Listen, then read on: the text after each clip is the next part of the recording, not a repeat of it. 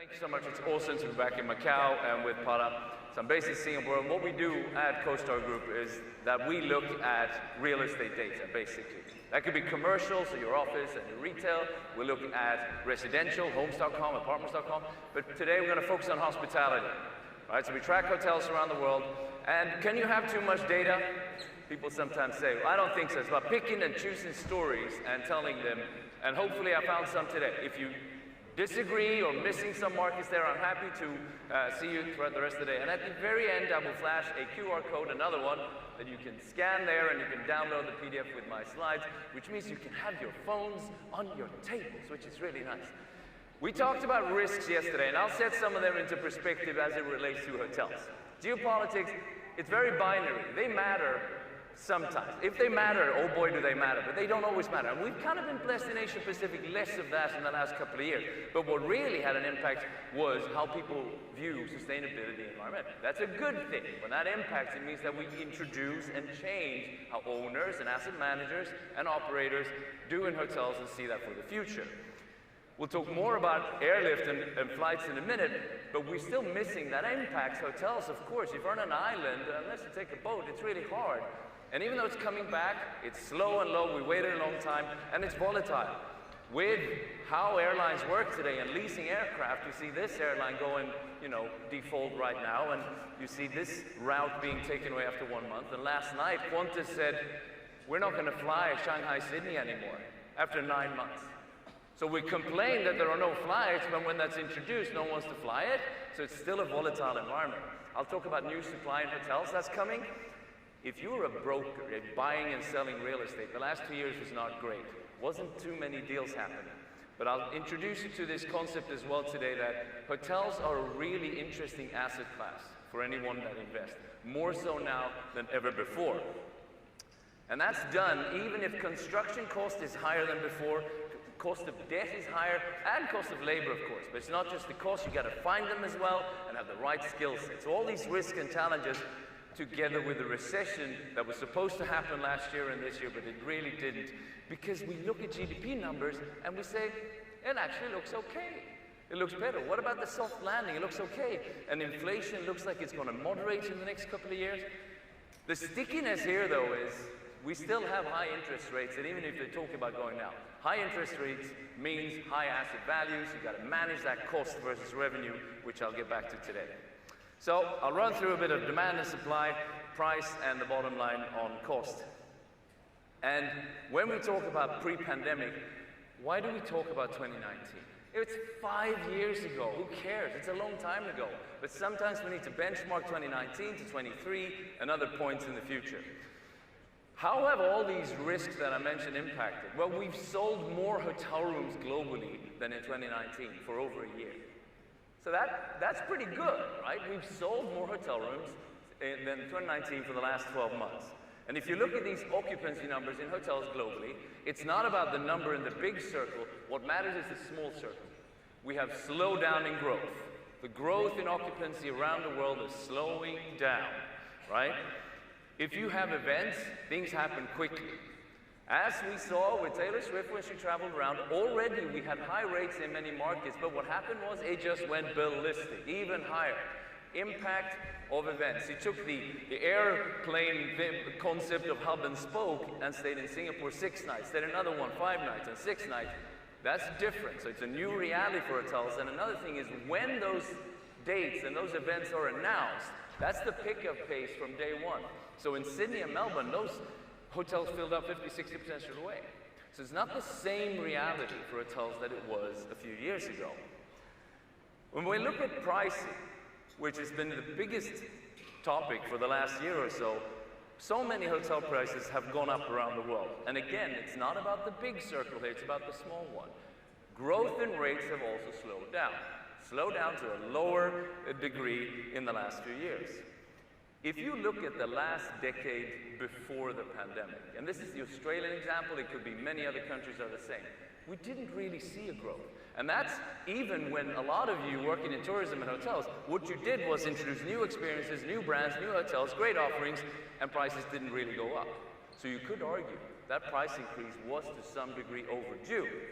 we now have well over a year of the highest hotel performance. The pink in that purple is above the green. That means we have higher performance in the last 12 months than we've seen historically. So that's a lot of good revenue.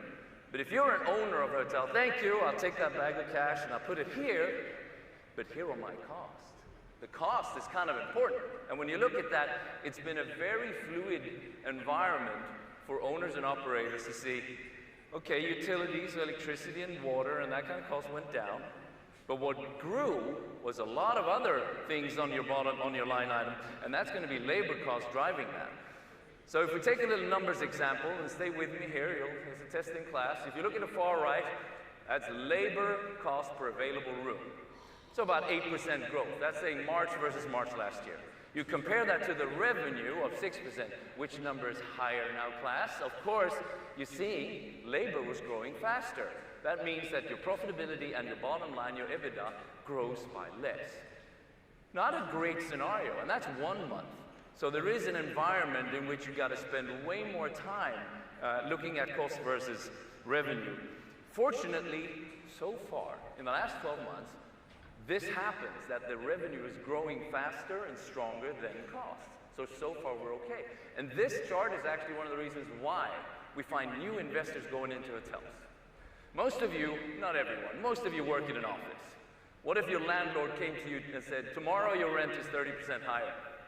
You're going to say, no, I locked in for 3 years. That can't happen. So if you run a hotel, you can change the rate that right.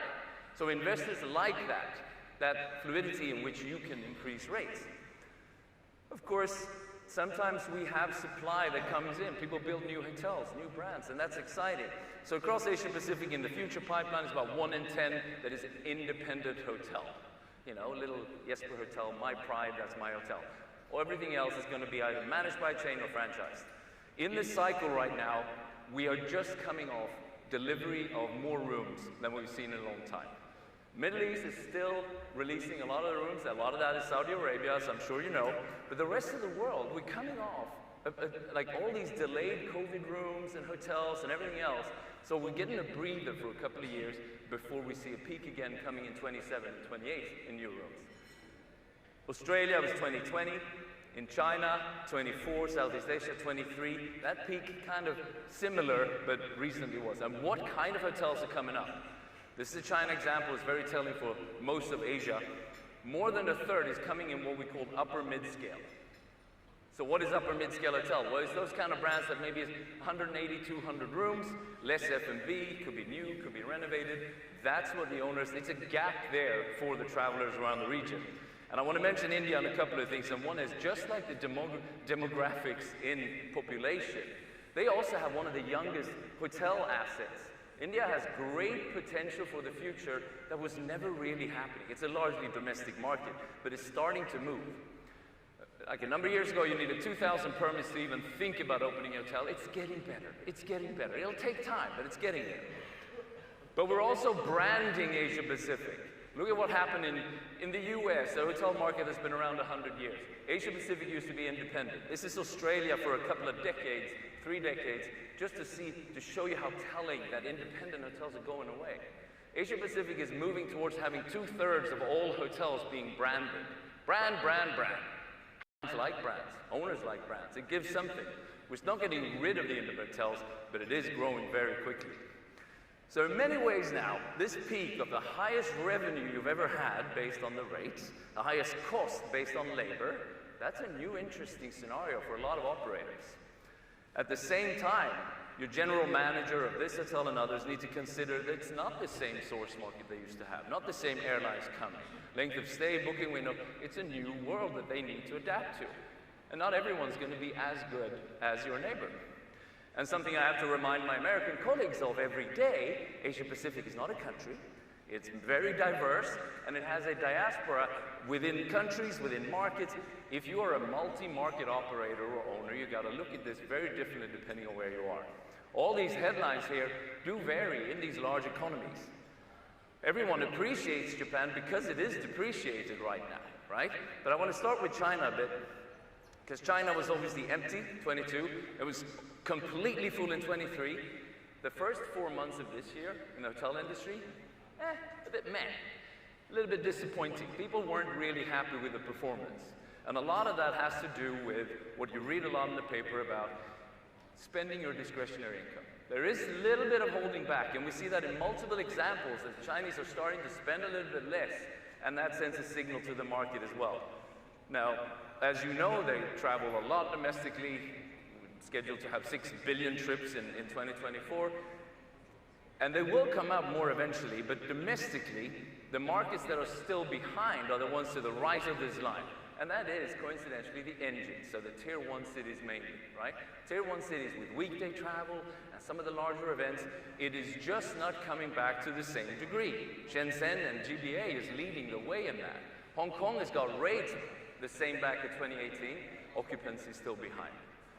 So that's still waiting to happen for those. And one example of this rate pressure and the tension that people are not spending as much as they do in other countries, this is an example of the Labor Day. So May Day holiday, the first big holiday here now after the Lunar New Year. Last year, 23, was obviously the revenge travel, the first big holiday. Rates in mainland China are down between 10 and 20% compared to last year. Down? No one has rates that go down. You saw my chart earlier. So China is a little bit different there because of what happened in that example compared. And you can have higher rates than 2019 in those bubbles. That's not the same. When we compare it to last year when they finally got rate growth and then it goes back again. So we're seeing examples of that. And during that holiday, where did people go? Well, they went to Hong Kong, they went here to Macau, obviously they go a little bit Phuket and Japan, but the numbers are still not what a lot of people want them to be. So we're waiting on that. Since I am in Macau, just want to highlight, the occupancies here are still trudging back slowly towards the last 3, 4, 5% are always going to be the hardest. So it's coming back to 2019 levels and rates are now there. But hotels are not full in Macau on a regular basis. That is true. Second point on India is that everything is doing really well in the last couple of years, right? In leisure, in business, in all kinds of markets. And if you went to a wedding, if you paid for a wedding in the last couple of years in India, I'm so sorry. I'm so sorry. You have no more money. It's very expensive. It's gone up so much, both in occupancy and in rates, and the Indian market is booming. It's absolutely booming. Now, you look at the Pacific, Australia, New Zealand, and Fiji. The right chart shows very spiky movements up and down. So we don't care about 2019 there anymore. We care about this. Stable growth in hotels. So vanilla, right? More middle of the road, pretty good stuff. And that's because the main engines there, the Tier 1 of Australia, Melbourne and Sydney, they are back with other capitals of the states and territories. And if you look in Japan, it is the opposite of China when it comes to rates. Look at that rate growth to the far right. We're seeing really strong continued rate growth in markets. And of course it has to do with the depreciated yen and the high levels. Of course it does. But it's been going on for a long time. And that means the arrivals coming into Japan are all above 2019 levels, almost there Thailand, and then China far behind, right? China is not traveling outbound to the same degree, and that's just how it is, but the rest of the markets are making Japan very attractive. But one of the risks with this, is that if you're a Japanese person trying to travel domestically, you don't have a mountain of USD, you have yen.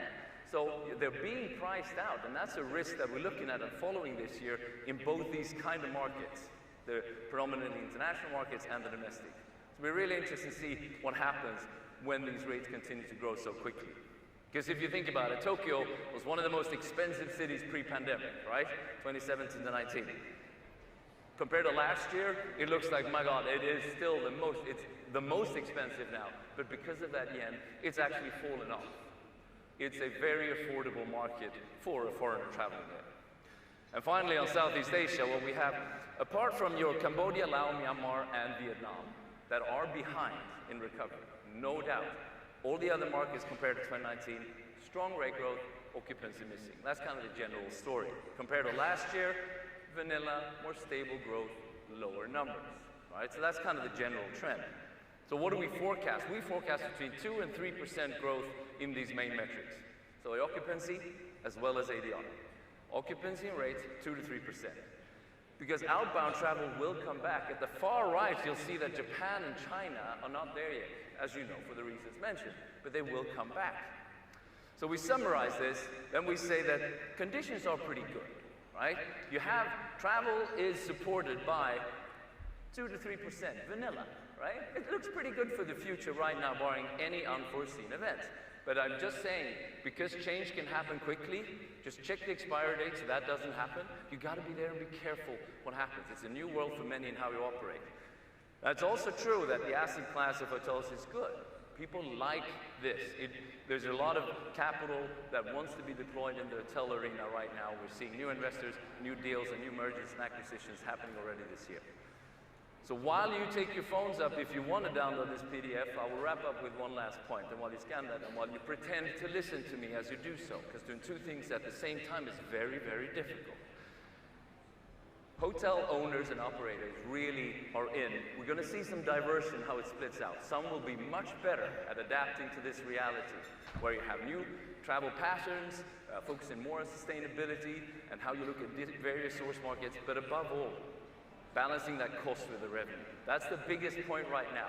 Every month we track, every week, we're seeing that some are much better at tracking the cost versus revenue. That's going to mean an awful lot moving forward. With that, I thank you very much. It's been great seeing you all, and let me know if you want anything else. Thank you. Thank you very much.